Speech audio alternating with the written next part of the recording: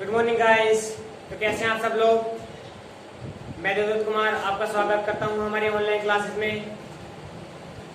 जैसे कि आप लोगों को पता है, हम 9th क्लास की ज्योग्राफी पढ़ा रहे हैं और ज्योग्राफी में हम 2 चैप्टर कर चुके हैं। चैप्टर नंबर 3 अफवा था, जो मैंने अफवा का आपको मीन्स भी बताया था।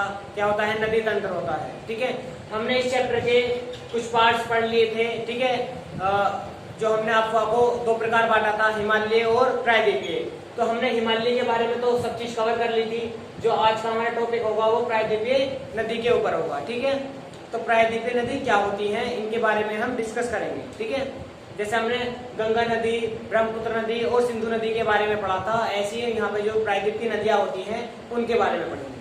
ठीक है, तो आइए हम स्टार्ट करते हैं। देखिए, सबसे पहली बात आती है प्रायद्वीपीय नदी में कितनी नदियां आती हैं। ठीक है, तो इसमें जो स्पेशली नदियां हैं वो आपके सामने है।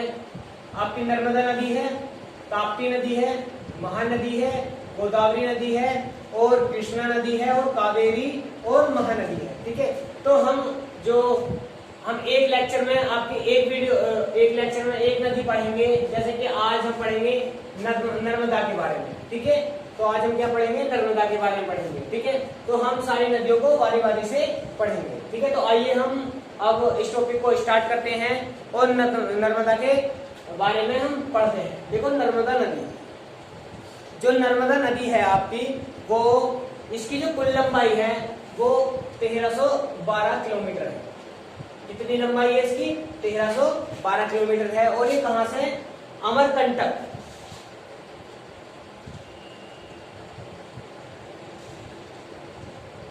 अमरकंटक से निकली हुई है। कहां से निकली हुई है? ये अमरकंटक से निकली हुई है।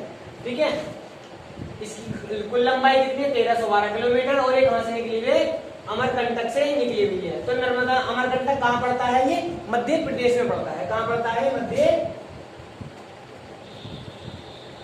मध्य प्रदेश में पड़ता है। ठीक है, आपको ध्यान रखना, जो इसका उद्गम होता है नर्मदा नदी का, वो कहां से होता है? अमरकंटक, मध्य प्रदेश से होता है। ठीक है, अब इसके बारे में बात करते हैं।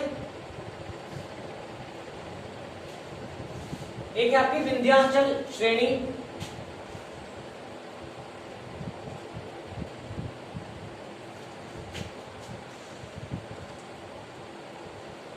और एक आपकी सतपुड़ा पहाड़ी।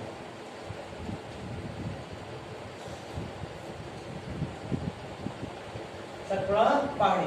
ठीक है, अब हम बात करते हैं नर्मदा नदी की। तो ये क्या होती है? विंध्याचल श्रेणी और सतपुड़ा पहाड़ी के बीचों बीच से क्या निकली हुई है? ये नदी निकली हुई है। ठीक है, देखो इस प्रकार से क्या है, ये ऐसे नदी निकली हुई है। ठीक है, और ये नदी कैसी है? ये नदी पूर्व से निकलकर पश्चिम में जाकर अरब सागर में गिर जाती है। ठीक है, जो मैं आप लोगों को चलो बता देता हूँ। ये आपकी 3 नदियां ऐसी हैं। ठीक है, नर्मदा नदी, ताप्ती नदी और माही नदी।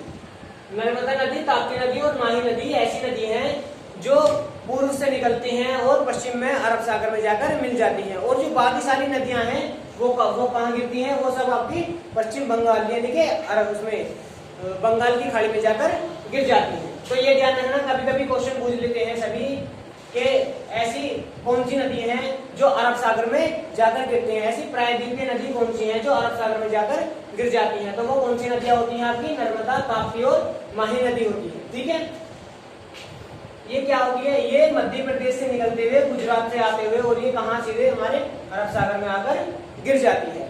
ये किन किन 2 श्रेणियों के बीच में है? विंध्याचल श्रेणी और सतपुड़ा पहाड़ी से निकलती है। ठीक है, इसकी कुल लंबाई कितनी है? 1312 किलोमीटर है। अमरकंटक से ये निकली हुई है। ठीक है, और इसको क्या बोलते हैं? रिफ्ट वैली भी बोलते हैं। क्या बोलते हैं? Rift valley